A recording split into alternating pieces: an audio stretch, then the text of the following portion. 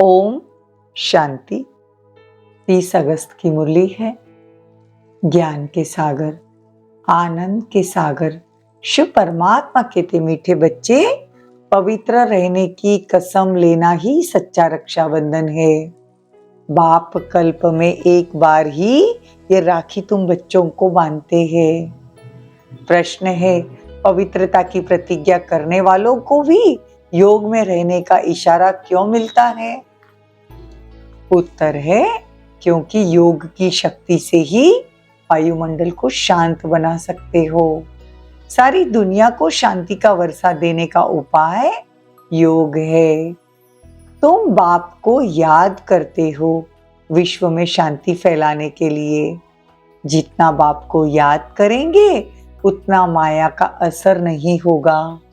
बाप का यही फरमान है, बच्चे अशरीरी भव। गीत है, भैया मेरे राखी के बंधन को निभाना। ओम शांति।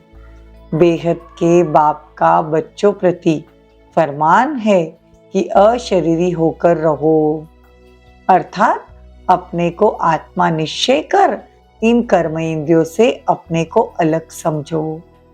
ये शरीर डिपेंड करता ही है आत्मा के ऊपर। आत्मा अलग हो जाती है तो शरीर कोई काम की चीज नहीं रहता। बाबा कहते जिसको फिर जलाया जाता है। जब आत्मा निकल जाती है, आत्मा बिगर ये शरीर कोई काम का नहीं।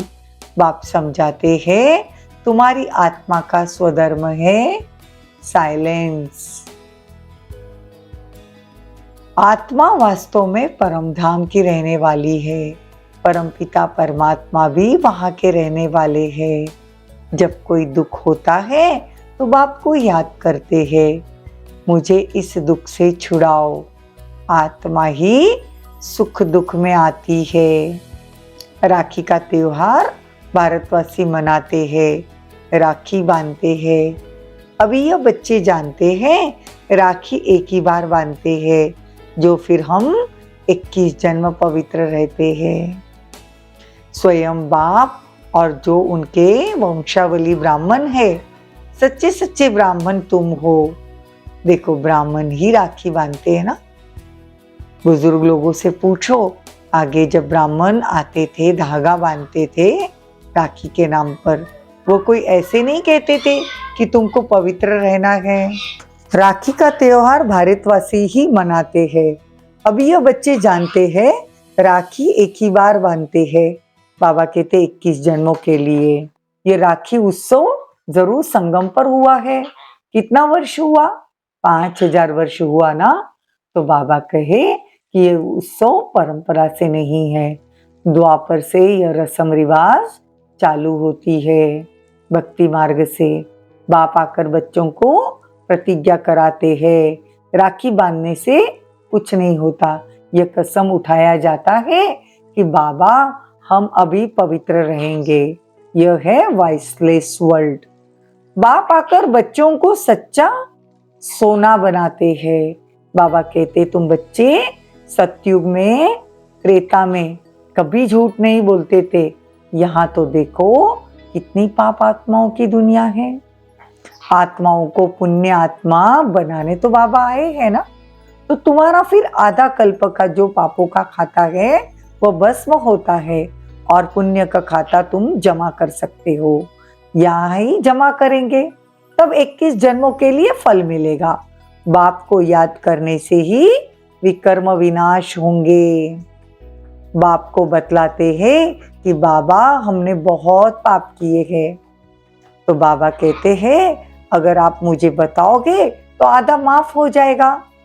इस जीवन में भी छोटेपन में पाप किया है तो वो भी बतला दो, आधा दंड कट हो जाएगा। बाकी आधे के लिए तुमको मेहनत करनी पड़ेगी। इस जन्म की जीवन कहानी से आगे का भी पता पड़ जाता है, क्योंकि वो आत्मा संस्कार लेकर आती है।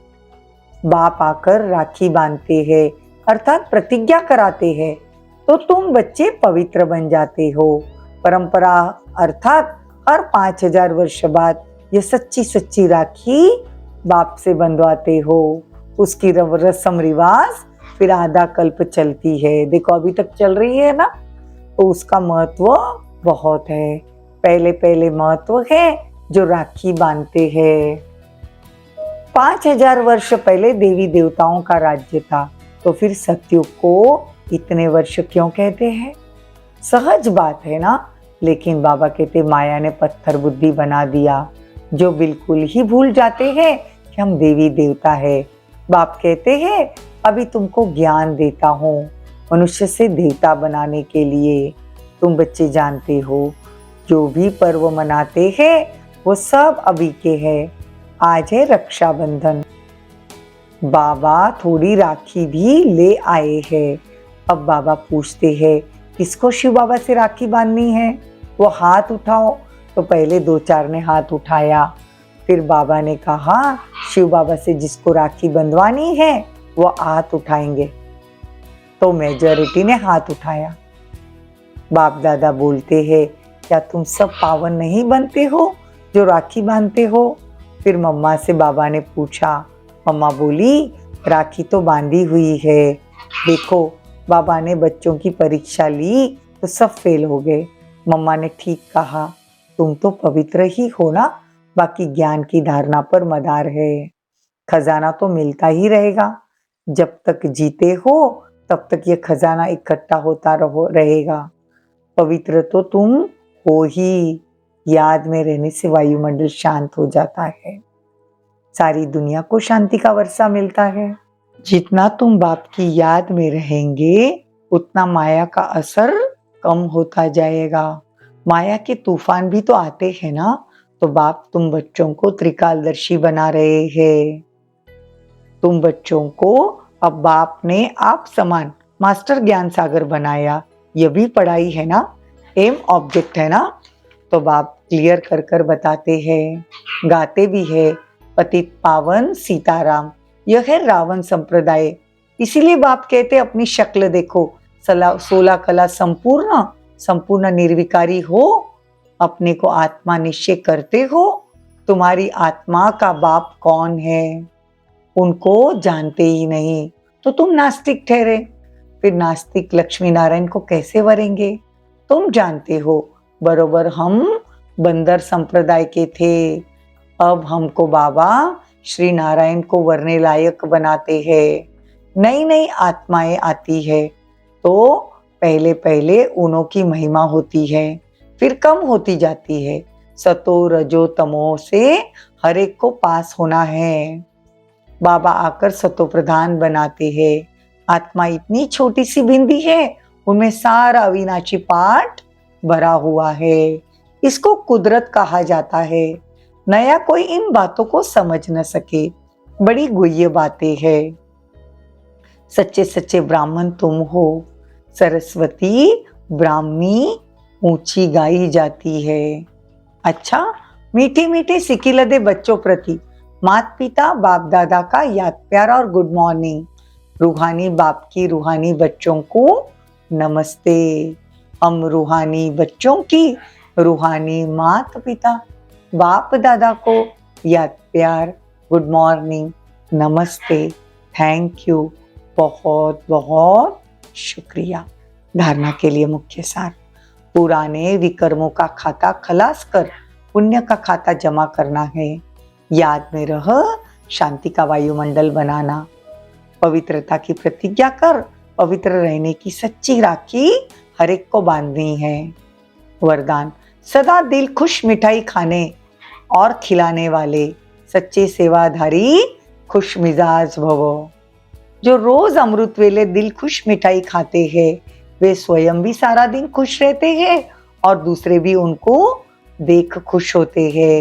ये दिल खुश की खुराक कैसी भी परिस्थिति को छोटा बना देती है, पहाड़ को रुई बना देती है।